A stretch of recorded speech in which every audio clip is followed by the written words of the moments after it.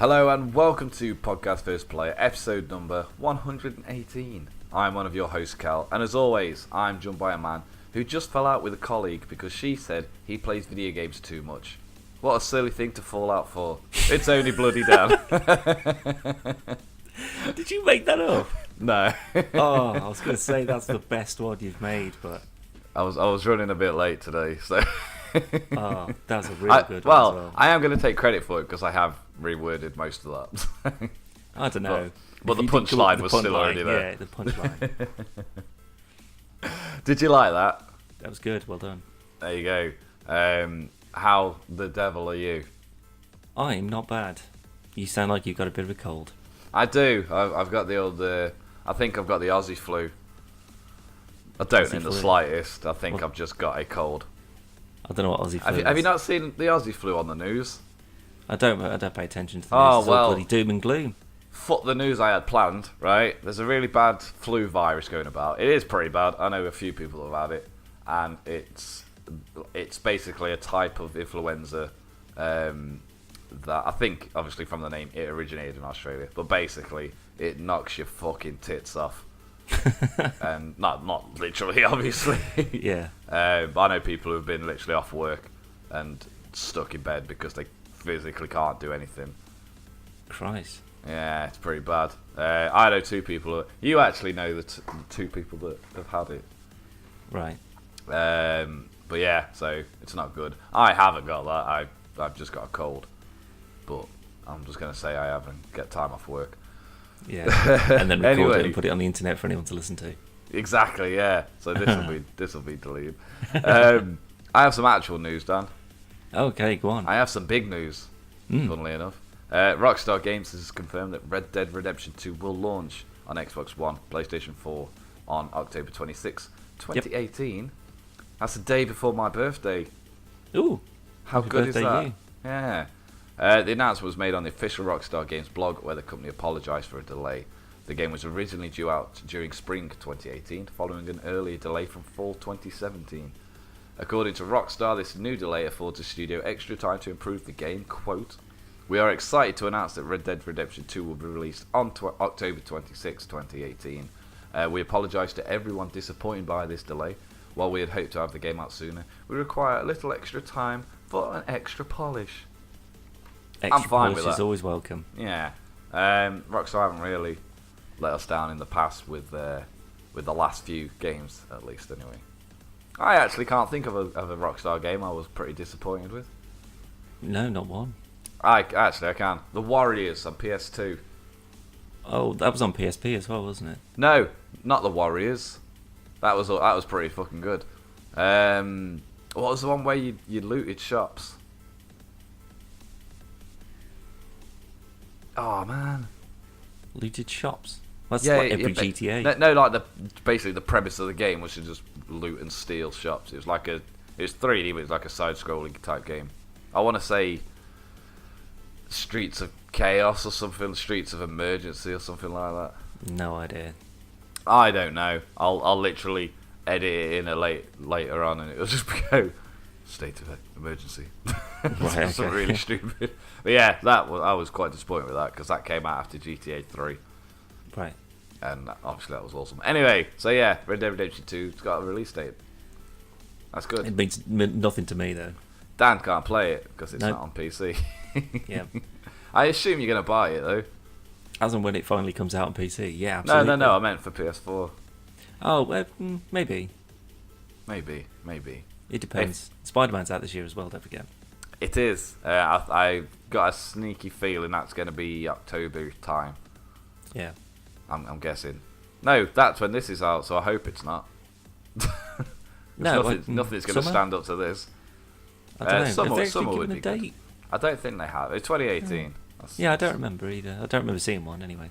It'll probably be. I tell you what, if Sony are smart, which I'm guessing at some degree they are, they might release it towards Christmas time when the Into the Spider-Verse movie comes out. Yeah, that would tie in quite nicely. Yeah, plus Christmas as well. Yeah, but no, I can't get. I don't know. I might just wait for it to come out on PC. What, Red Dead? Yeah. Yeah, I was going to say Spider-Man won't come out on PC. No, that definitely won't. That's the one thing we can definitely say. Yeah. Won't. They got on GTA 5 reasonably quickly. I don't know, man. It was like 2 or 3 years. Hey, compared to the rest of the Rockstar library, Yeah, I mean, you still haven't got Red Dead 1, so you might get that first. Is that on PC now? No. Oh fuck. You Red Dead Revolver. You can play it on PC via PlayStation Now. Oh fuck yeah, I remember that. That was a big thing that we were trying to figure out if it was actually going to be worth it or not. Because then I could actually, I don't know. I know that they will eventually. But maybe in the meantime, to sort of mull people over who maybe want to wait for it on PC, maybe they will say, well, we've remastered Red Dead 1 and you can have the collector's edition or whatever. And it's on PC as well now. I'd be happy with that. I would. I'll get both. Yeah. I'm happy either way. Speaking of games in development, Dan, a new Mario Kart game has been announced. Mario Kart Tour, as it's called, is now in development and will launch by the end of March 2019. Nintendo announced today. This is not a Nintendo Switch game. This is a iPhone and Android game. Purely? Yep. Quote, the checkered flag has been raised and the finish line is near, Nintendo wrote in a tweet. There are no other details available currently about Mario Kart Tour, but we will of course report back as soon as we know any more information. I think that would be quite a good touch. Mario, I don't know if you bothered with Super Mario Run, or whatever it was called. Nope. But I quite enjoyed it. It was alright. It was a good time filler. And also a good little game to hand your phone to your son when he's being a shit in Asda. Rather that than the back of your hand. Yeah, exactly. But it's alright. And there is a Mario Kart-esque game called Beach Buggy Racers on Android at the moment. And that is genuinely a very good kart game. We've got it on the Shield, and it's a good laugh. So an actual Mario Kart would be brilliant. I could also just play Mario Kart 8 Deluxe on the Switch, but who's going to do that?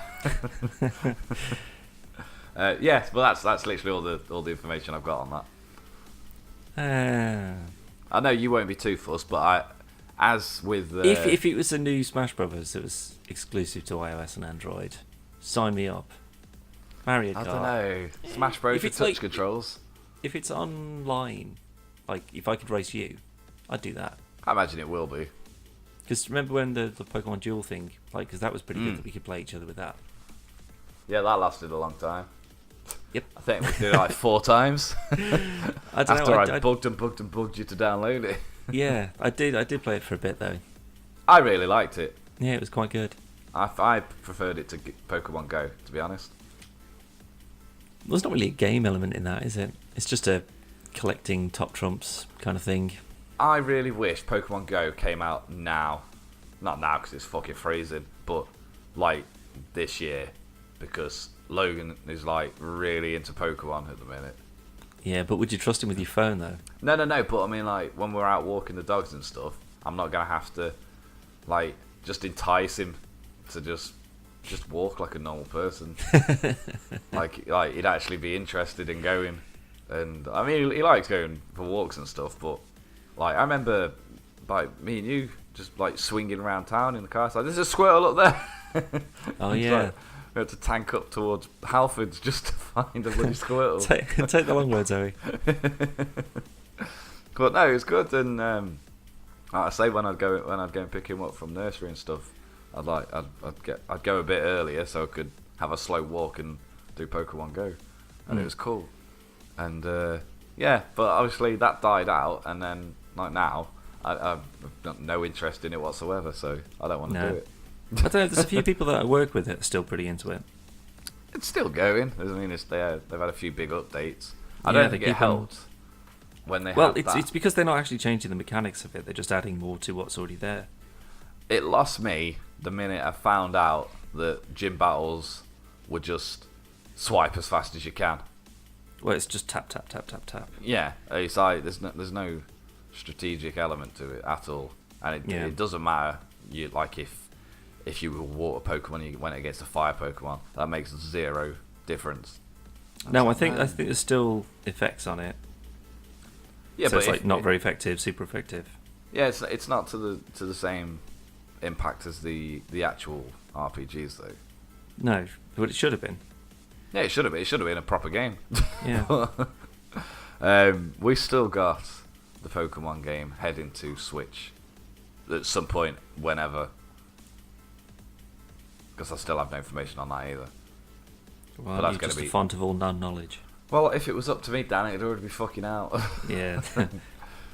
So, but yeah, so that's all good. However, Dan, I don't know if I told you, I downloaded a demo for Pokken Tournament on the Switch, and it's really fucking good. I remember you mentioning it. I don't remember you saying that you actually got it though. Yeah, it's I didn't expect it to be very good because it's literally a fighting game, but like the way it's set out and stuff, it's like actual like trainer battles, but obviously you control the Pokemon. And it's really cool. It's like watching an episode of the show, but with 3D graphics, not cel shaded. Yeah. But yeah, it's good. I might buy it. Might actually go buy it. Anyway, speaking of buying things, Dan, big news that we have already discussed. Somebody has given the rumour mill an almighty kick up the arse, as it's been suggested that Microsoft is considering buying up game publishing behemoths EA and Steam, along with whoever it is that makes PlayerUnknown's Battlegrounds. Polygon cites a reliable source close to Microsoft who has allegedly tipped it off about the Redmond's gaming ambitions. Now then, Dan, initially, what are your thoughts if Microsoft was to purchase? We don't really care about PlayerUnknown's because it's another Minecraft. It's people who wanted it have already bought it. People who haven't bought it probably aren't going to buy it now. That's my philosophy of it. Like, people kicked off when Notch sold Minecraft, but he'd already made a fuck ton of money, and then he made billions more when Microsoft bought it off him. And personally, I think they bought it at the wrong time. They bought it too late. About 5 years too late. Yeah. So, but obviously he doesn't care. He's made his money. He's happy as a pig in mud. Yeah. Never has to work a day in his life again. No, never. Whereas, well, he outbid, I think it was, I can't remember if it was Jay-Z or Kanye West. I think it was Jay-Z and Beyonce. They had put a bid in on a house and he outbid them and bought it. And burnt it down. It's like, I don't even need it. They knocked it down and built it all out of squares. But that's when you know you're rich. Yeah. So if they buy, is it Blue Point, is it, that make PlayerUnknown? I really don't know, actually. Yeah. Whoever unfortunately, it's just something I'm not overly schooled or versed in. But like that's kind of a given, seeing as they've already got the timed exclusivity for PlayerUnknown's. Yeah, clearly they've got the player base for it. People are milking it. Yeah, so it's pretty likely they're going to buy that. EA though, Dan, that's quite a big game name. Yeah, but it's also not exactly a popular one either. No, but you think personally, revenue. I mean, like EA shared their earnings report. Yes, I think it was today or yesterday. I can't remember. And over the last few years, they've made a massive amount of money. It's mainly through casual gamers, I imagine, and you especially like your FIFAs and your Maddens and your NHLs, all those kind of things. Like, they've just got a consistent fan base, which is brilliant. You know, those are the people. As long as you can keep pumping games out for them one a year, they're happy as Larry. Yeah. For people like me and you, though, where sports games mean absolutely nothing, with the exception of Rocket League, maybe, if that classifies. Well, considering my favourite racing game is Mario Kart, and my favourite fighting game is Smash Bros, I don't think Rocket League classes as a sports game. Well, it's an e-sport, isn't it? Yeah, it's definitely a... I'll tell you what, if you can have an e-sport about it... It's a sport of some sort. It's a sport. So, yeah, sure, we'll say it's a sports game. So well, that's Overwatch is classed as e-sport, isn't it? Yeah, but... That's shooting people. Well, that's what you do at the Olympics, isn't it? I've never watched it. I assumed it was just like, this assassination, that kind of thing. You got airsoft and paintball. That's a sport, isn't it? It is. That a hobby? Well, no, it's not a sport because there's no there's a competitive element. It's competitive, but it's not as if teams. Is there like the World Paintball Championships, maybe? I imagine there is for like teams and shit, like same like the World Cup. Like pub darts. Esport darts. Put it on the Switch, people will play it. Milking a cow, esports. But yeah, what the fuck was it on about? Sports games, yeah. But obviously it's not just that. You've got the likes of Mass Effect and whatnot. Yeah. Which, as long as because what I don't want to do is well, actually, maybe it would. It'd serve EA right, because they've just been hoovering up companies and then disbanding them and destroying all the projects that they were working on. I kind of want Microsoft to buy them and just say, right, you're all fired. We're going to keep the properties, we're going to keep the licenses, everyone else is fired. Let's see how you bloody like it. But, saying this though, would they still how would this affect the Disney licensing for Star Wars? Well... Would they buy the rights to that as well? I assume so, because if it's the company that owns it, and then you buy the company, surely you own whatever the company owns, because it's now your company. Unless there is something in the contract that says... only as long as you don't get bought out? I don't know, that seems to be a stipulation. Not so much that, but basically there might be something in it where Disney can say, at any point in time, we can retract this license. Maybe, but why would they? I'm guessing they've got some thingy on it, because it was Disney that made them take out the loot box thing in preparation for The Last Jedi being released, because they didn't want the bad publicity. So if Disney can literally go take it out, and they do it, they've got to have some hold over it, because surely if they've already got the license, as long as they stick to particular story and character traits, surely they should be able to do what they want. Maybe, but if it's supposed to be like a canonical thing, then that would still have to go through whoever owns the full license for all the property, which is Disney. Yeah. So with Battlefront 2, obviously the campaign is canon. Yeah. So they couldn't just make that up and just go, yeah, that'll do. That's what I mean. Yeah. But that's what I mean. As long as they follow the rules Disney have given them, everything else is up for grabs, providing it doesn't impact the story and fuck up timelines and shit like that. But for Disney to step in and say, I imagine they probably get a final sign off on things. Yeah. So say you make it however you want to make it, and then you show it what you imagine the final product to be, and we'll sign off on that. Yeah, because obviously it's still their name that's really going to be, or their property that's going to be splashed everywhere. Right, more interesting question then. Do you think if Microsoft buys EA, they will make any of the properties exclusive to Xbox and PC?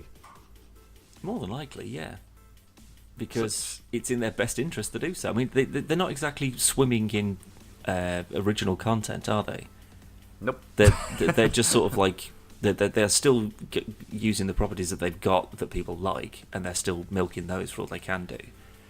But there's also, by taking on a company like EA, you've taken on all the companies that EA have taken on and all their original properties. So basically, instead of saying, should we try and make some new games and come up with some new ideas, they just said, should we just buy the biggest company that's out there, and all of the stuff that they've recently hoovered up, and we get it all in one big go.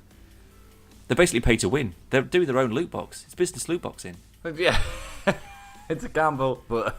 Yeah, it's just like you can, put 40 hours in and create a new game, or pay £5 and get your own... just get it all sorted out for you. I understand the principle of it, and especially compared to Sony and Nintendo, Microsoft have fuck all exclusives. They literally have nothing. Obviously they've got Halo, they've got Gears, they've got Forza. I don't know if you can count Sea of Thieves as a franchise, seeing as it's not out yet, and B, we don't know how many there will be, but we'll include it because that makes 4. Whereas last year Sony put out more exclusives than that, and that was just last year. The Switch came out last year and it's already got more exclusives. They must have more than that. No, franchises, I mean. Oh, right, okay. Not games. There's plenty of games, it's just franchises. But obviously they fucked Fable off. That's coming back though. So, rumoured to be coming back. But then it's a lot of people have compared it to Rare, where Microsoft bought Rare and then basically just lured Banjo and everyone down into a cellar. And it's like, yeah, the party's down here, guys. And then they just lock them away. Nothing's ever been done except nuts and bolts, which is fucking awful. And Rare Replay. Rare Replay was alright. But it's just, it's still games that are 20 years old. They haven't reinvented anything. They've just gone, you know, all the games you've already played, here they are. Again. But this time, quid. Yeah, we're going to charge you money for them. And it's not going to be any different than when you played it many years ago.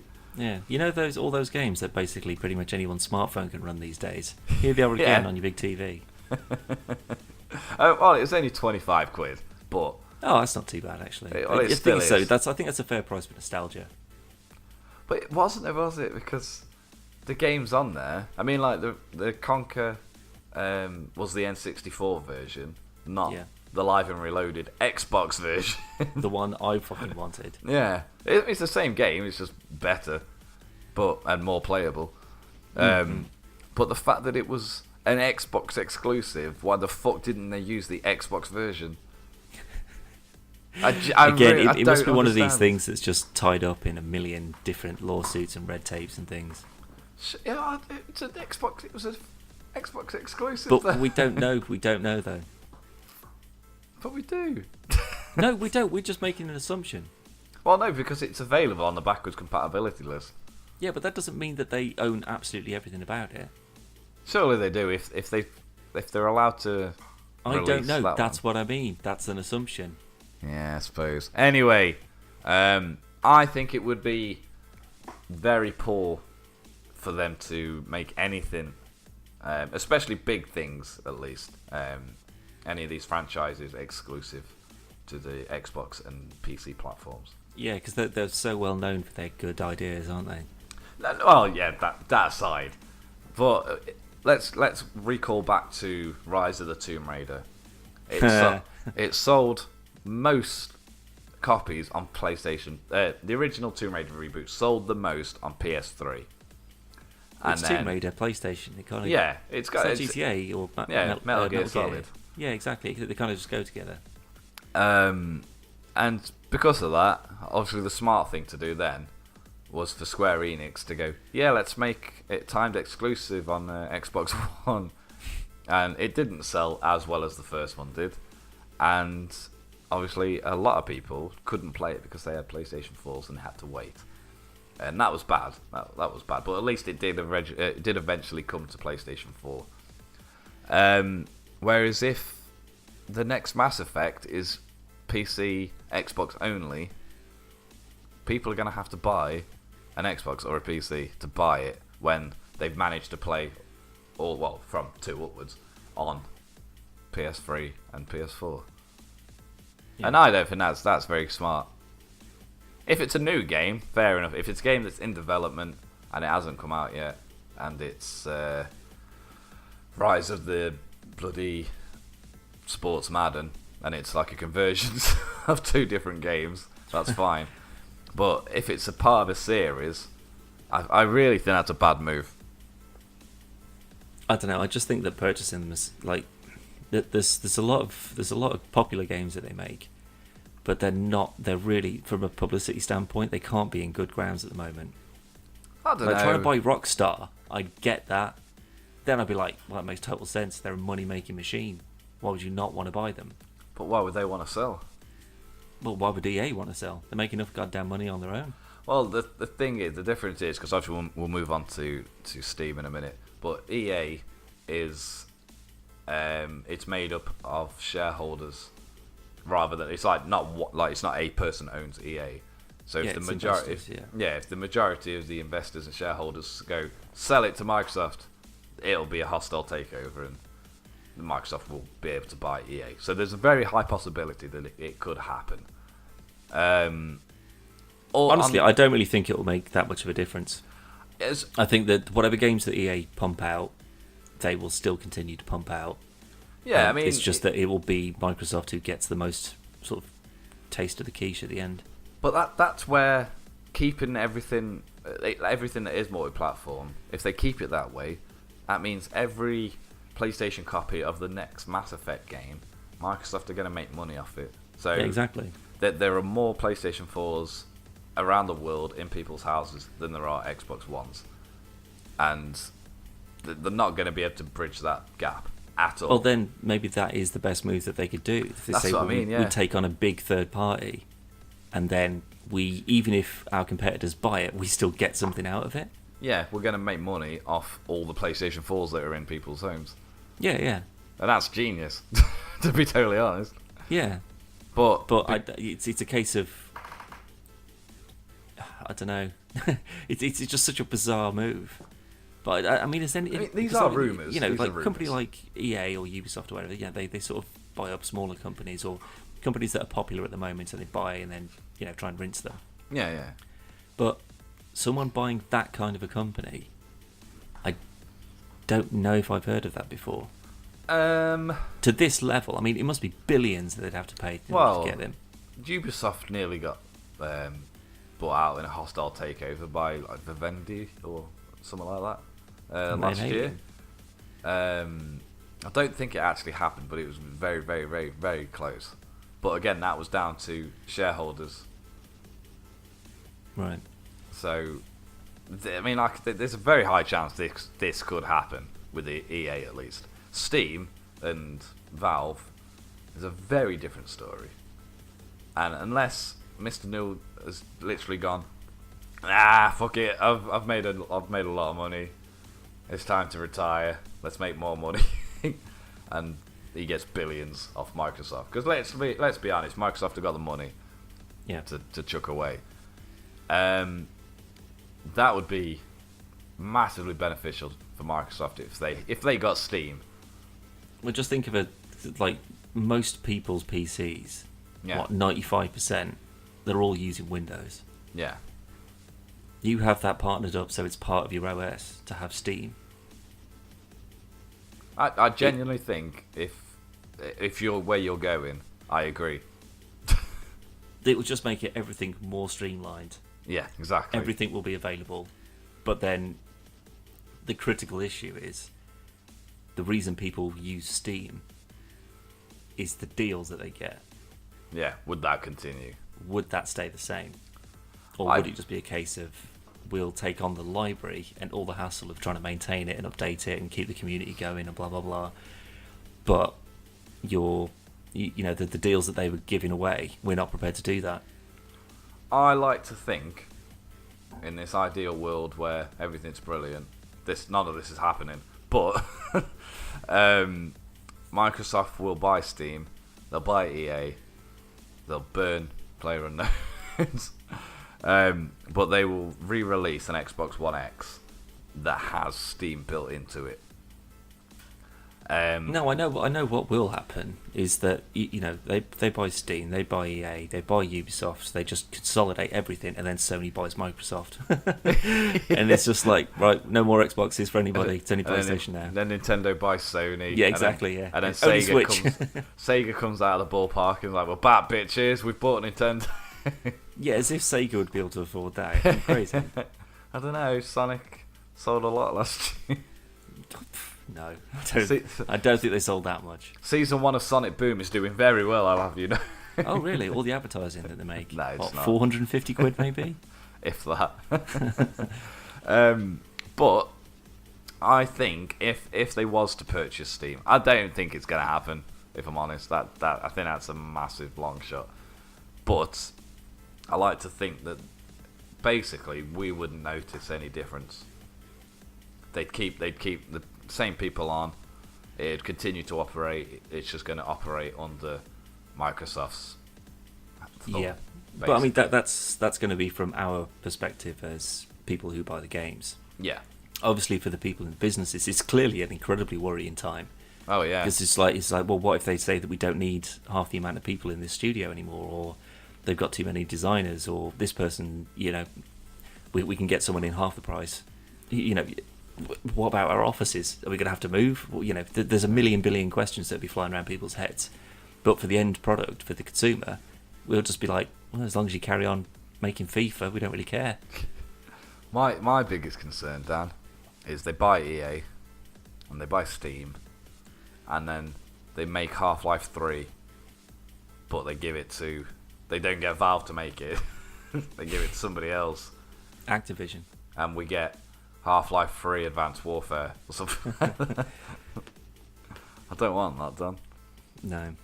I was talking about this today, and someone was saying, like, I hope they buy it because then Half-Life 3 will finally get made.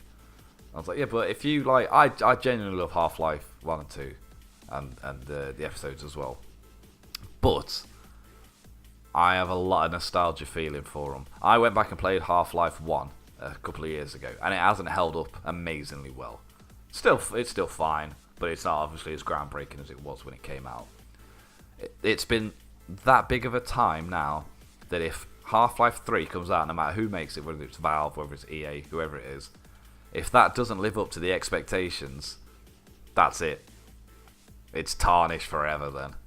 Yeah. And I don't want that, because I've got a lot of good memories with Half-Life. So I at least don't want them to buy EA and Valve, because I know if they don't keep the people on at Valve and they just merge EA and whatnot, they ain't going to be the same games. Well, if they take Valve, I mean, they save on the overheads of actual distribution. Yeah. Because it's just all digital content, isn't it? Well, it's heading down the road that the Xbox One was originally pushing. DRM games and... Yeah, and I don't know, content. I just feel that Valve would have the ability to just go, no, fuck off. Well, realistically, how much... I mean, there's going to have to be a lot of tinkering about, because obviously games come out on Steam. If your game can't run it, you upgrade your PC. If your PC can't run it. Yeah, if your PC can't run it, sorry. If they've got Steam on the Xbox, are you going to have to get the new Xbox in order to play the game via Steam? Or are you going to then go, well, I'm going to have to buy the disc version? Well, no, they just... No, because it still wouldn't work, would it? Even with a watered disc. down version of it. But that's the point exactly. You're not getting the same experience. It's the things like, it's the green light. I mean, it would be good because, Xbox obviously had a pretty decent thing with indie developers doing Xbox Live Arcade and stuff. Yeah. So you could still have people making Steam, what's it, green light? Yeah. Yeah, those Green kind of light things. fortune. Oh yeah, of course. So you could still have people, or they can still say, well, we still care about people making games or trying to build up their portfolio and releasing them on a platform. But now we want that platform to extend to our console. So I mean, there's a lot of potential in it as well, but I can't help but feel that firstly, Valve will just say not a chance in hell. I don't think they'll sell. I don't think they'll sell. But then there's also the sort of the logistics of either because if they just say, well, we just want to keep it as it is, we just want to own it, then fill your boots. Buy whoever the fuck you want to, as long as you don't change something that works. It's when you get involved and then think you're doing the right thing by changing matters up, and then you ruin everything for everyone. Xbox One. Well, think how many people own and use Steam. Yeah. Millions. Yeah. Millions and millions, tens of millions. I know people that use they haven't even got particularly good PCs. They can't play like The Witcher and GTA 5 and stuff like that. But they can play Civilization and stuff like that. Yeah. And they literally buy like really old games because they're like 12p and shit like that. I mean, we did a video the other day. It hasn't gone up yet. But it'll probably be up by the time this podcast is going to be finished. But we was talking about Syndicate Wars, which is a really old PC game by Bullfrog. And beautiful Bullfrog. Yeah. Actually, Microsoft bought them. Just to interrupt you, someone I work with has actually met Peter Molyneux. There you go. There you go. How cool's that? How's he doing? Was this? I know this is years ago. Is this post Bullfrog or? Oh, I imagine so. Yeah. All right. Anyway, we were talking about that, so we decided just to Google it to see how well it had aged. It hasn't aged particularly great. However, not particularly. There is one of the lead developers from who made Syndicate Wars made like a spiritual successor called Satellite Rain, and it's £23 on Steam, which we thought was a bit steep for just nostalgic thrills. However, it looked cool. No, it looks like fine. It looks great. 23 quid's a lot to drop on something that we're not too sure. Bear in mind, neither of us had heard of this until this yesterday. is brand new. And just happened to have a look on G2A, and it was 67 pence.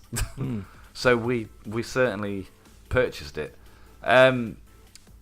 If we can do that, continue to do stuff like that, I'm kind of fine with it. Yeah.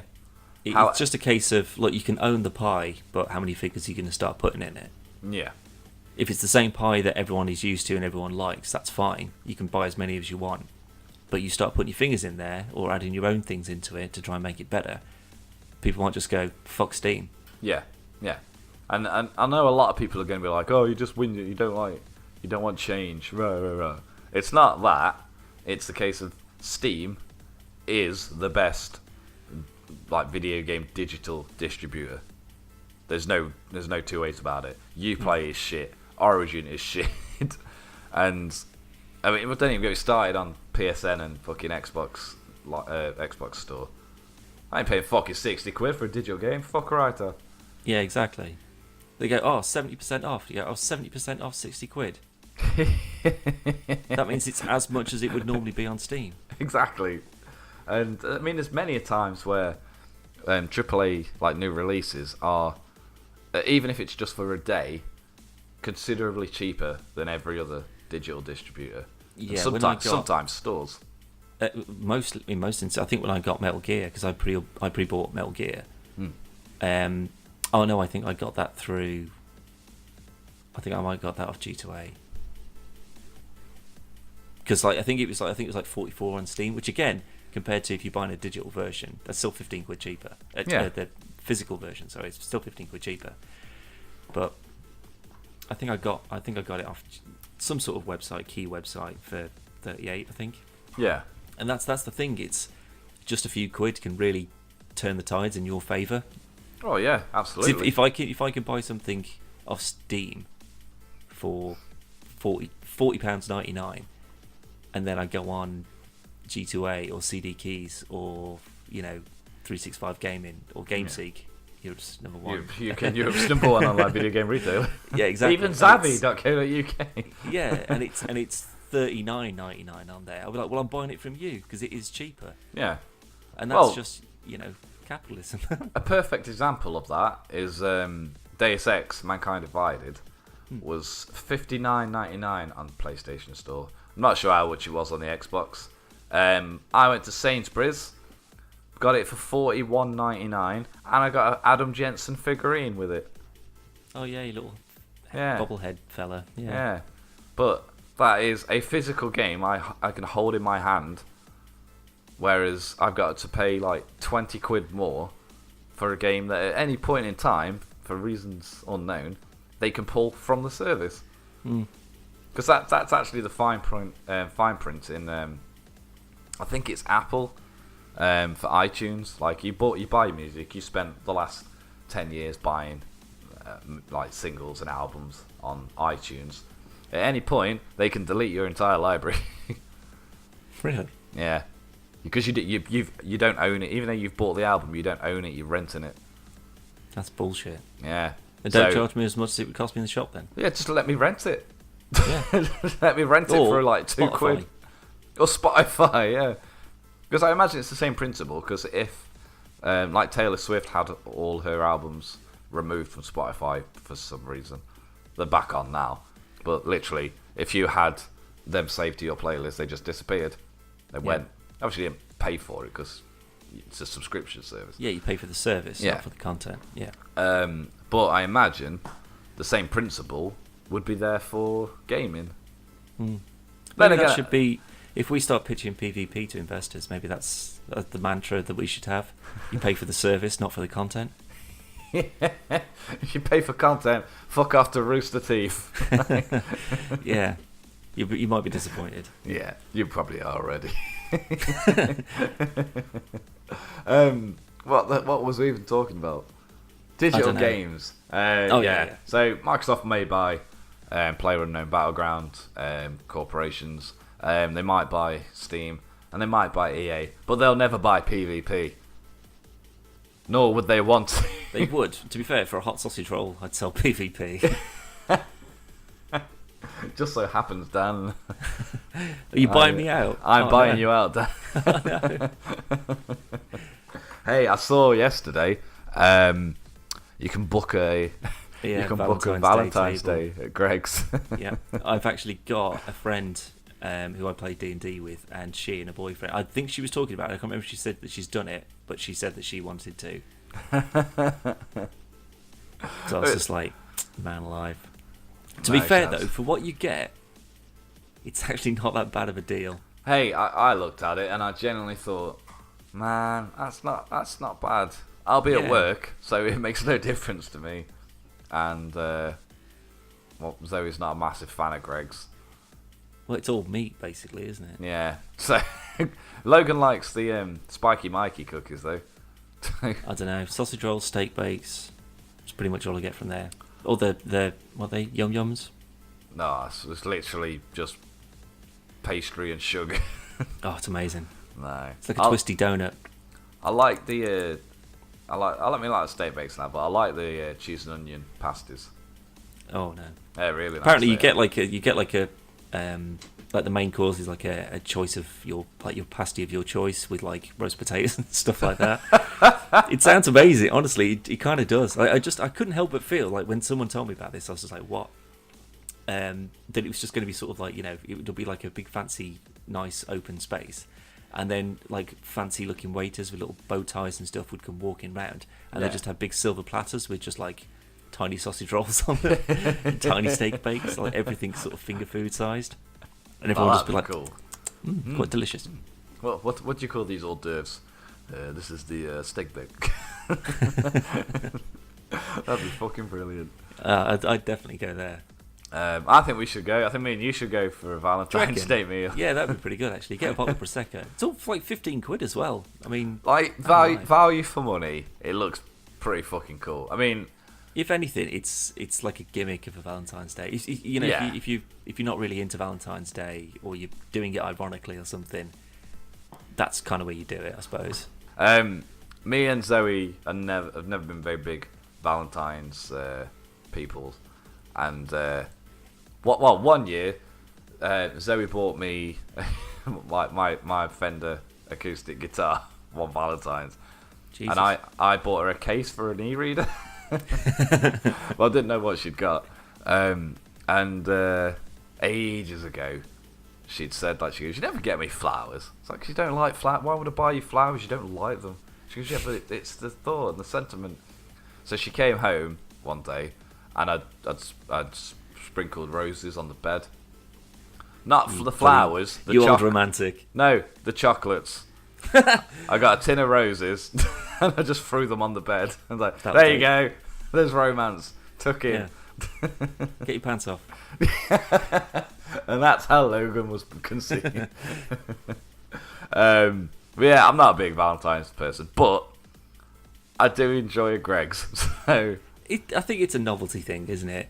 I think a lot of it is a bit of a rub-in. So you go to certain restaurants that are usually pretty alright for prices, but then Valentine's Day they notch it up and you're paying stupid money to get a last minute seat. Or you could have near enough the same experience at Greg's for 15 quid. Well, the whole point of Greg's is it's supposed to be sort of like reasonable, isn't it? Well, I remember people losing the fucking shits when they opened the Greg's drive-thru. There's a drive-thru? Holy shit. Yeah. If I could get Greg's on Deliveroo, holy Christ. I can't imagine it'd be too long. I'll have 18 sausage rolls, please. That should be enough to keep me going for a little bit. Well, you've got to meet like a minimum thing, haven't you? Well, saying that though, that you probably wouldn't know because you can buy the packets of like 5 for like $1.50. Or you can actually, I think it was Iceland. I think you could they had frozen ones, like the uncooked ones. What, Greg's? Yeah. Oh fucking hell! And then you could put them in the oven and cook them. I tell you what, no, it's not Iceland. Was it Iceland? Farm Foods, it might have been. Might have been Farm Foods. When I was younger, you might remember them. There were some crisps called quarterbacks, and they were cheeseburger flavour. And you remember the Transformers? With the little Chris? men? Yeah. And a silver packet. That does sound familiar. They were like absolutely the best crisps. They were so nice. Anyway, that was fucking like I would have been about 6, so that was like 20 years ago. You're not 26, fucking liar. No, I'd have been about 10 or something like that. So it was about like 21 years ago. God damn it! And anyway, I haven't seen them for many years. And then Zoe came home the other week and with a big fucking multi-bag. She goes, "Are these the ones you always go on about?" I was like, "Fucking yes!" Where are So they you from? want to talk about thought and sentiment and romance? That sort of shit. That's where it's at. It's like, remember them crisps you always complain that you can't buy anymore? For the last 10 years. She found me roisters as up. well. Found me laser shit like that. But they're not as nice as they used to be. It's got to be said. I bet they aren't. They're still alright. They've been on the shelf for 21 years. Yeah, it's the last pack in the world. No, they're still nice, but they're not anywhere near as nice as they used to be. But yeah, so that I think that's romantic, that kind of stuff. So that's nice. It's nice. How did we get here? Microsoft are buying this just in during the course of this podcast. Microsoft have purchased EA, Ubisoft, Valve. All of them. Wow.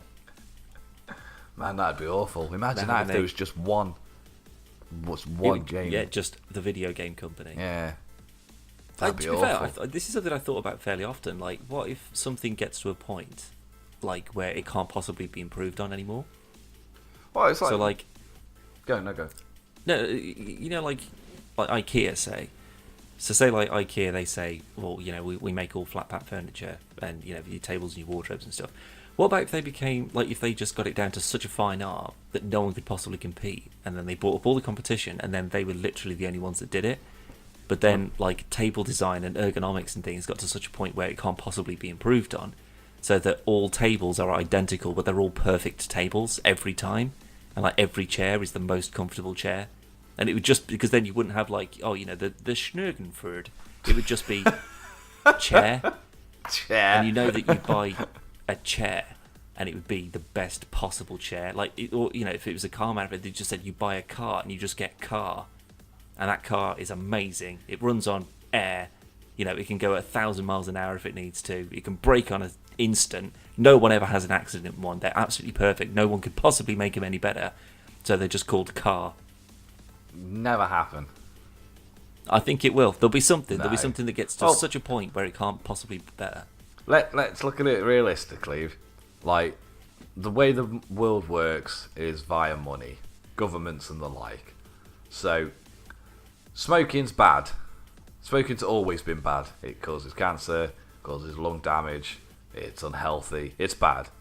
They don't make it illegal though, because they make a shit ton of money from tobacco. Right? So, insurance and road tax and all that shit, if these cars never had accidents, you wouldn't need to pay insurance, because you wouldn't need it, because there's no accidents. So the government would be losing money through that. And then road tax, if we've got to a point where we can drive cars without having any crashes, and there's never accidents and stuff, and we've managed to perfect this amazing perfect car, by logic we've also created tarmac and the like that won't be damaged, so we won't have to pay road tax in order to maintain the roads, which means they will lose money even more. So the government alone is not going to allow that car to ever exist. But then what if there was just one unified government? What if Microsoft bought the government? Maybe that's what they're trying to do. They're trying to get to the point where they can literally, it's like, right, there's nothing left that we can own. So now everything is just, there's no branding, there's no nothing, there's no difference. Everything's just, right, so they have the government, and that government is everybody's government. And then you have a bus, and every bus is exactly that bus. It would be total uniformity. God. You know what that'd mean, excited. You know what that'd mean? With a Borg. Well, no. Yeah, but it means that at some point, that means Microsoft would own the rights to GoldenEye. And Rare could finally make the GoldenEye. It's all leading up to that. The world's in chaos, millions dead. But through riots and whatever. But we have finally, a next generation GoldenEye single player campaign. And no one could complain otherwise. I'll be totally honest. The government would come and get you. I really hope the GoldenEye Source team just get the rights to just make the single player campaign. That'd be perfect. That's what I want. Yeah. Maybe they just see if they could win it in like a charity auction or something. Well, like it's all over the place, isn't it? It's like the film studio own some of it still. Nintendo owns some of it still. Rare owns some. Yeah, see, this Microsoft is why, like I owns said, some of it it's complicated. It's complicated for like fucking Microsoft to own EA and Star Wars and all that sort of stuff. It's complicated. There's like a billion things that could go wrong, and stipulations, and all underwriting, and bits of bloody text that people can't read or forgotten, loopholes and stuff. Yeah, it's a nightmare. That's the way it works, though. This is why you have. Yeah, that's why you're being naive. Me? Yeah, you personally.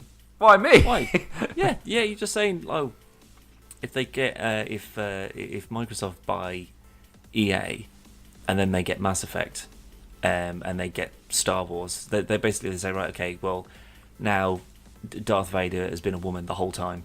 I never said that in the slightest. That's basically what you're implying. No, I didn't. It's like they can't just make arbitrary changes. I didn't say they could. I didn't. I said, if they bought EA, would they still get the license for Star Wars? Or could Disney, at any point, pull out if they didn't want it to be solely a Microsoft thing? Yeah, that's exactly it. No, it's not. What's that got to do with making Darth Vader a girl?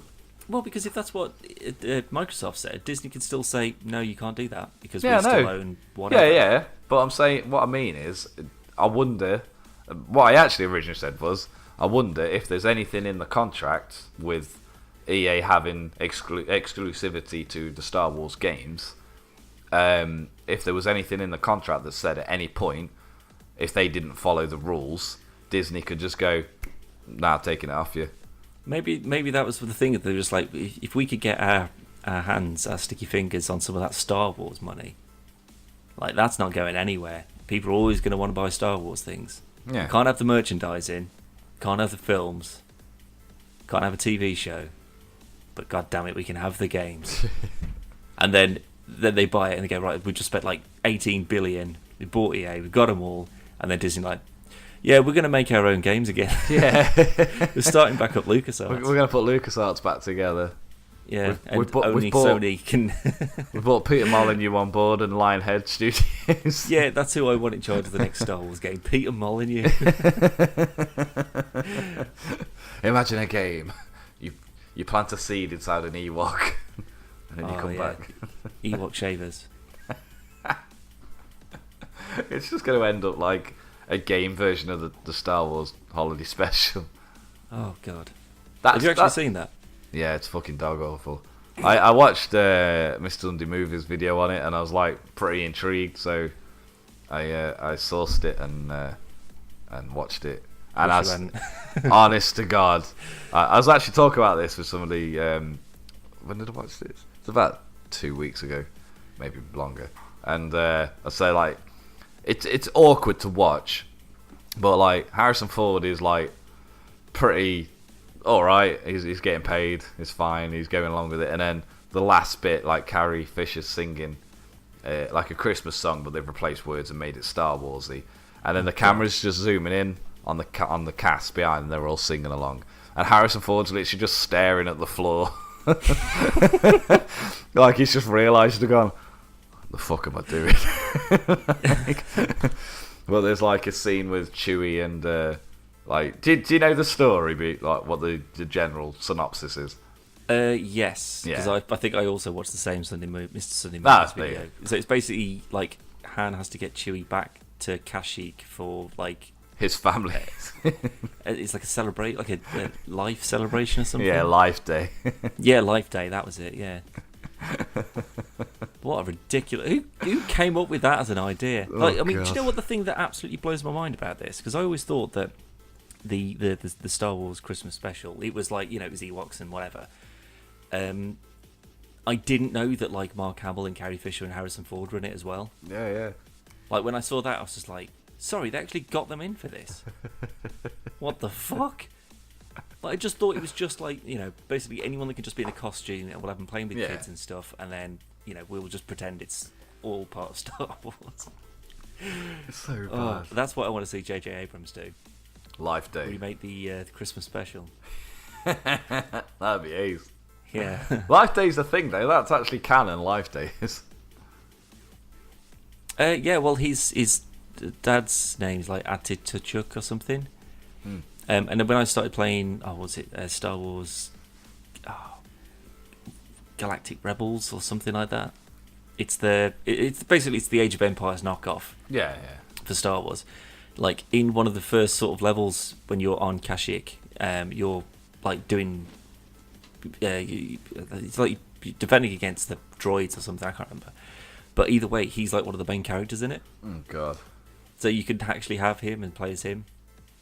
Now, that means that they purposely said, shit, well, we know who his dad is. It's that fucking idiot from that Christmas special. God, he's got to have to be a playable character. What the fuck? Hopefully nobody's watched it. Yeah, maybe no one's watched it. Anyone who's going to be buying this is too young. They never would have seen it. It's only on VHS. No one's got one of them anymore. Luckily, thanks to the internet, everything is freely available. Yeah. Brilliant. Anyway, I think we should leave it there. It's been an hour. Ant-Man and the Wasp. Yeah, we were going to talk about that. I guess we will. Well, briefly, bullet point. Yeah. There's a couple of other things. Go into it better afterwards. You've literally just watched it, so I watched it before we started this. It looks great. I really like the first Ant-Man. I know that a lot of people think that it's a sort of a hit and miss film. Like, some people just sort of like, man, it's like one of the weaker ones of the MCU. It's better than Thor. It is better than Thor. And the Dark World. But it's also better than Captain America. It's, the first one, it's not as good as Winter Soldier. Yeah. Nowhere near. Oh, God, no. That's still one of the best, if not the best. It's still my favourite. But it's... I don't know. Personally, it worked for me.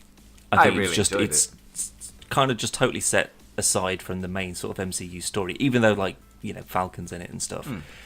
It still's got nothing to do, and his heist kind of thing has got no impact on any of that. It's just like it's a sort of standalone little separate thing, and I kind of like that. And I think Paul Rudd's great. Yeah. What's her name? He plays Hope. Fuck. Wasn't she in Lost? I couldn't tell you. Never watched it. I can't remember. The woman who plays Wasp, anyway. Yeah. Like, she was great in it as well. And actually, his daughter, the little kid. Like, one thing that I always try and sort of keep an eye on when there's a big film coming out, whatever, is the child actors. What? And if they ruin things. All right, Kevin Spacey. Oh no! It's like, because usually their acting's so atrocious. Yeah. But then every now and then you get a Stranger Things or an It, and all of a sudden you're just like, yeah, kids can actually act, can't they? Yeah. Like, some of them really, really can. And then, but yeah, like, even that. So, like, that was potentially, for me, that was the one thing that was going to ruin it, is when you've got a main focus or a main drive for someone is a child. Yeah. If they're not believable, if they're looking at the camera or something like that, and when they're just not really paying attention because they're a child, and what else are they going to do? It just totally throws me out, because I'm just like, why them? Why, of all people? Why'd you get them? Get another better fucking child in there, Jesus. There's not many of use them. a robot. CGI it, I don't care. But yeah, I mean, I really liked the first Ant-Man. Yeah, so I'm really super enjoyed looking forward to this. But the trailer itself, it seems as funny as the other one. It's still going to be things getting bigger, things getting smaller. And I mean, the amount of just sort of like creative fun that you can have with that, just like, how can we use this as a weapon? Could something else be big? Like, what can we make big that will be funny? Yeah. And like, with exactly the thing, like with a Pez dispenser. Yeah. Just when we just throw that and just make it big, and all of a sudden it's humongous, it's in the way, it ruins everyone's day, and it's also hilarious. But it's one of them things where that exact scene has been played out in not just Marvel films, but every action film. But the fact that it's a Hello Kitty Pez dispenser just automatically reinvents that action scene. Well, it's like the Thomas the Tank Engine thing. Like, I was just about to say on the first one. Yeah, like that was just brilliant because it just looks so ridiculous. Yeah, and you're just like, oh yeah, it's we should be taking this seriously. Well, that was the main drive though for I think for the Ant-Man film is compared to the other Marvel films, which are all it's Disney, it's the family films, but especially like the likes of Winter Soldier, which are a lot darker than the other Marvel films. Not like horror movie dark, but obviously terrorist themes and that kind of stuff. And then Ant-Man was a very more family friendly. It's an action bit more film. light-hearted. Yeah, a bit silly. Yeah, it's the kind of film you could take your kids to on a Saturday afternoon and watch it at the cinema or something. Yeah, but I don't think it hindered it in any way. No, I mean the only way that it did, it kind of suffers from the sort of the Marvel, the bad guy is just the negative version of the good guy. Yeah. So he was still a guy who could shrink. But he could fly and he had lasers. Yeah, and he looked evil. His suit was evil. The suit looked awesome. But that's the thing though. It's like Yellow Jacket's like a good guy in the comics, which is something I was just sort of like, okay, fair enough. But either way, well made. How else could you have done that though? Really, realistically. But the thing is, you could still have him going up against, because like the stuff that they were showing, or that they they teased from like when Hank Pym was Ant-Man, and he was like, flying around in Cuba or whatever, stopping ballistic missiles and stuff. Like, give me a film like that. It doesn't have to just be because he can shrink, everyone else that he has to be fighting can also shrink in order to keep it all small. You just no, you can just have him just sort of deal with real world threats, but use the shrinking and the growing to his advantage, which is why like that whole when the Wasp shows up in the first one, and it's him trying to disarm that bomb as he's flying to America, and then she's just like, no, I'm not having this, and then just shrinks and then smashes through it. Like that, to me, make a film about that. Imagine that as a climax to a film. Like you've got Hank Pym's wife as the Wasp. You see him flying around and kicking ass, and then she just sacrifices herself right there and then. Yeah, that'd be amazing. Give me a film like that. I don't want to just have more shrinking bad guys. I've got a feeling it's going to be you've got the obviously Infinity War's coming up, and Black Panther seems to be very Winter Soldier-esque, like that. Seems that very type. Very well received so far. Yeah, I mean it's getting really good. Man, I cannot wait reviews. to see that film. But I think Ant-Man is going to be their go-to. This is purely a funny action film. Yeah, it's just a comedy more than anything. Yeah, I mean in the same vein that Ragnarok was. It was. Don't get me wrong, I really, really, really enjoyed Ragnarok, but I do feel that they put a lot more comedy into it because that's what I think they need Guardians to bring did well. Sort of the Thor side of things. They just needed to prop it up a bit more. Yeah, because you kind of the lightheartedness, the quips. That's what people really seem to respond well to. Yeah. So, but that was my biggest gripe with it though, because in both Thor films and all of the Avengers films, Thor wasn't quick and witty. Yeah, he was just sort of like, I'm a foreigner in these parts, and I don't really understand your customs and how the world works. Oh, I've been hit by a car. Oh, how hilarious! Yeah, and now he's bloody Rocket Raccoon and Star-Lord mixed into one, and it was. Don't get me wrong. No, but he's got more of an actual personality to him. Yeah. It wasn't a bad thing. It was by far my favourite version of Thor that we've seen on the big screen, and probably the small screen as well, to be fair. But considering the last one we got was the Hulk versus the Lou Ferrigno's Hulk versus Thor. Yeah, and you have the same stupid helmet and fur as well, I believe. That's what I really liked in Ragnarok when in the like the gladiator arena, when he had his helmet and he had the wing. Oh yeah, it was that's cool. That's cool. But I did really enjoy it. But it was Guardians of the Galaxy Thor edition, basically, yeah. Which isn't a bad thing. It's just I didn't. We did expect it, obviously, when we first saw the trailer. Yeah, I don't know. I think we're just going to have the same kind of theme throughout all of these sort of things. They're all going to be a little bit silly, a little bit rompy. Yeah, because you're not going to have all of these, and then you're going to have a Punisher film that's horrific, and it deals with psychological trauma and damage, and people getting torn in half by miniguns and stuff. Like, you can't have that existing in the same universe as this because they are so far removed from each other. Oh yeah. Plus, but the thing is, though, some people don't like the fact that they kind of, sort of like they're fairly formulaic. It depends. Like, if the formula works, what's wrong with that? You still enjoy it. If you go in, you know what you're going to expect. You know it's going to be along the same kind of lines, but everyone's going to be fine at the end of it, and they're going to beat the bad guy, and then it's just what's going to happen next, sort of thing. That's more comforting to me to say we've made 17 films. And you go, oh my god, well, they can't all be good. Like, if they all follow the same formula, which is good, then they all should be good as a consequence. Yeah. Like, if you make every single one completely different to each other, it's not going to make sense tonally. No. Justice League. Well, yeah. That's a completely different spectrum.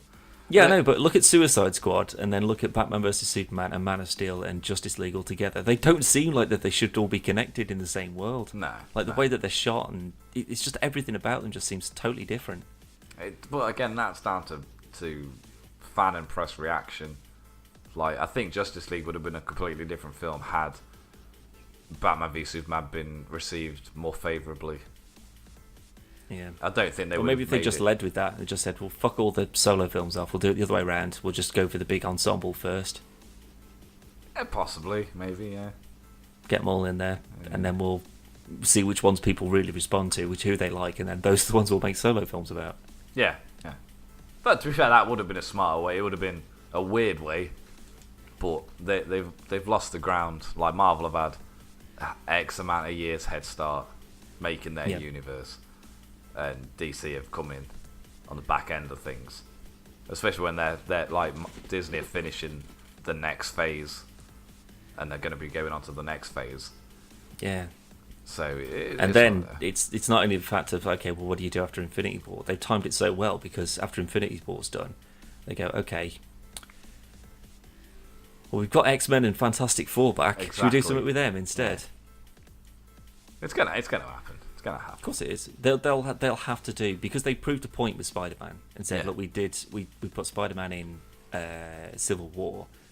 Everyone lost their minds. I thought that Spider-Man in that film for like 10 minutes was better than the last two films. Well, no, the last three films that Sony have made about Spider-Man. Yeah. And then obviously Homecoming. Yeah, and then Homecoming was amazing. So if they just said, well, we'll just remake the Fantastic Four to prove a point that we can do it better than anybody else. Yeah. Because all they need to do is just have the Fantastic Four. If they just said, right, okay, we've got the go-ahead, guys. Someone runs in with a sheet of paper. They go, we got it. We got the Fantastic Four back. We've got 6 weeks. We can reshoot some of Infinity War, and we can put the Fantastic Four in it, and we can set them up for the next phase. And people are like, yeah, nice one, let's do it. They kind of did it with Spider-Man, because at the end of Ultron, was it Civil War? No, it was the end of Winter Soldier. No, it was the end of Ant-Man. When Falcon's talking to that reporter, it's just like, oh, we've got a guy who can run or whatever. We've got a guy who can climb up walls. Yeah. Kind of just pointing at Spider-Man, obviously. And then they got Spider-Man for Homecoming, for Civil War. Yeah, maybe they've done something similar for Infinity War. Maybe there'll be an X-Men or a Fantastic Four teaser in Infinity War. I'm putting money on it. I'm calling it right now. 1st of February 2018. I'm calling it. There's going to be some mention or tease for the Fantastic Four in this film. Guarantee it. I'm going to cut that out. I'm going to replace it with me saying it's possible, even if it is literally like it pans over, like, say, like Pym's lab or something like that, and there's a document with like an adamantium skeleton or something fucking stupid. Yeah, or the skyline. There's a new building being built, and it's the Baxter Building. Yeah. Something like that, Or they're talking about a space program that's gone awry, or a school for fucking gifted. youngsters. Yeah, that would help. To be fair though, like, because think about it, in like Civil War, they were basically a neutral party, weren't they? Yeah. So they were just like, just stay out of the way, don't come here, don't start fucking us up, and we'll all leave you alone. Because bear in mind, most of us could kill all of you, and we're really not that reserved about whether we kill people or not. So bear that in mind. Yeah. If they just said, well, actually, no, we have been here, we're just doing what we do best, we just sort of keep under the radar and we just sort of look out for ourselves. Yeah. Now that you've come to us, though, Hydra or whatever, we'll fuck you all day. Yeah. That'd have been an ace I think film. it'd be easier to write them in than it would the Fantastic Four, because the Fantastic Four, the fantastical element kind of comes along with it. You know, giant rock monster, big stretchy dude, and a guy that can set himself on fire and fly around. Like an Invisible Woman, fair enough. You can't see her. I've been here for all of the films. Well, it's like you say, well, Hank Pym's just been there every time. Just no one's been able to see he's him. just been on someone's shoulder or something. Yeah, exactly. I'm calling it. Hilarious. I'm saying they're going to have it in there at some point, or even if it's sort of like a Howard the Duck kind of thing at the end. At the end, yeah. Maybe not Infinity War because that's already finished shooting. But part 2 maybe. Well, yeah, maybe part 2 then. Yeah, sure. In one of the Infinity films. It's got to. I can't see why not. I'll give it a free pass though if it puts in either Daredevil or the Punisher. Nah, no chance. I mean, they could. They technically could, because the movies are connected to the Netflix series. Absolutely, they are. So the timelines are a bit off, but they could do it though. Yeah, because the Defenders was set at the same time as Age of Ultron. So after Civil War, and then Infinity War. Because obviously Hulk wasn't there and Thor wasn't there for Civil War. They were off doing Ragnarok, basically. Yeah, but they was mentioned in Daredevil season 1. Yeah, but that's beforehand. Yeah. Yeah, that's what I'm saying. So the timeline, that makes sense. But that means that if the Defenders or Daredevil, say, was in Infinity War, that means that it would be like Daredevil season 5. It would be that Daredevil. So actually, how cool would that be if it was like Daredevil but in like a totally different suit and stuff? And then because it's in the future. Yeah, exactly. And then it went back and he was in his old suit in the TV show, and then you see how he gets that suit and how he ends up there with the Avengers and stuff. It finishes with like that's his new suit. Yeah, or like Tony Stark turns up and just be like, "We could do with your help, actually." And he's like, "Who said that? I can't see." Like that's all he did with Spider-Man. Like he figured out who he was and went and recruited him. Yeah. Like people know about Daredevil. Oh yeah. And Luke Cage and stuff, and the Punisher, I guess, because he was all in the fucking news. That's what I'd like to see. In the city that Tony Stark lives in, for God's sake. Well, yeah. Well, that's what I'd like to see. And Tony like turns up and he's like, "I've got you a new suit," and then like Daredevil's like, just like, "What's that smell?" And but he gives him his new suit, but it's like the same one pretty much, but he's got a seeing eye dog, and he's just got like a dog on a lead. It comes with one of those inflatable autopilots from Airplane. Yeah, so he can drive cars and stuff. Just sits on his lap. Well, that I want to see. That'd be brilliant. Get on it, Marvel. Get on it, Disney. Come on. You can have that one for free. Yeah. Not for free, though, really. Give us some money. Right. Let's call it there. That'll do. Where can they go and see all the other fantastic content, Dan? Well, primarily... We're still up for sale if you're interested, Microsoft. I'll take a lukewarm sausage roll by this point. Primarily go to www.podcastversusplayer.com or .co.uk. You can go to Twitter, which is @podcastvplayer. You can drop us an email to playervpodcast@gmail.com. Check us out on Instagram, which is podcastversusplayer. And then that's it. Is that it? YouTube. www.youtube.com/podcastvsplayer. Man, you did it nearly perfectly. It was, apart from I forgot one, they were all the main one technically correct. Yeah, you can do all that stuff, and yeah, that's it. We're gonna go. Yeah. Bye. No, you need to pick a monitor first. Oh, yeah, man. My voice Jeez. completely went there. Yeah! Mr. Willinger, it happened again. That was quite good. Also, we put a video up yesterday. No one cares. No one's got to this point. You're kidding me. No. But I did an R2D2 impression, and you and Zoe said it was quite good. And when I was listening to it, when I was editing the video, I was like, you know what? That's a pretty good R2D2 impression. Do you reckon we'll get flagged?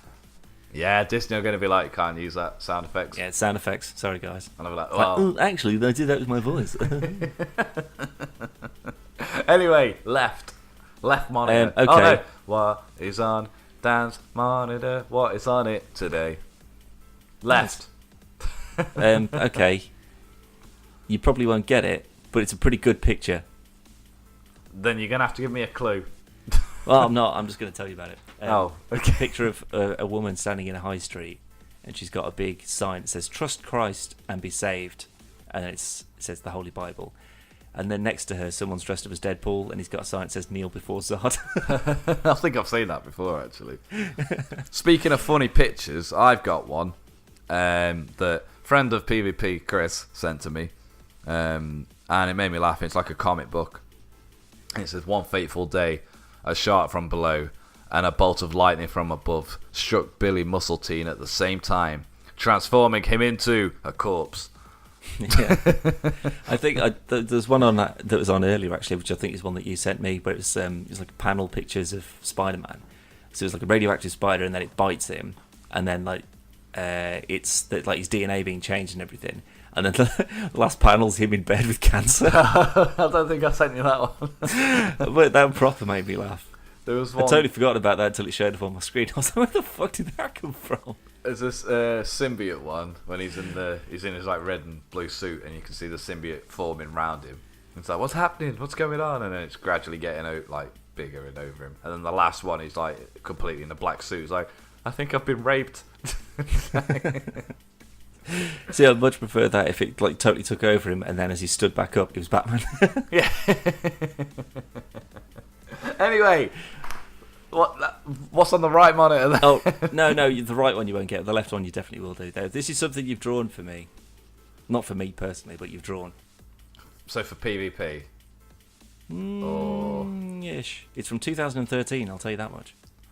Oh, PvP-ish?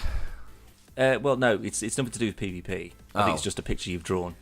But it has something to do with one of the topics that we've talked, even within the last 10-15 minutes. Batman? Spider-Man? No, not that soon. No. Oh. Can I have another clue?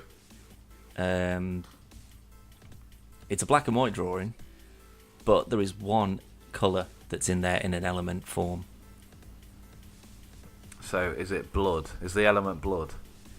Well, blood's not an element, but there you No, go. but I don't know what you mean by element. Oh, Like- I mean, like- it's... like fire or something. No, not even a physical element. It's just like there's only one thing in it that's got colour. Oh, right. Wolverine? And the colour is, because that might give it away, it's sort of a pinky purple. Is it... is it... Gee whiz. Oh, gee whiz.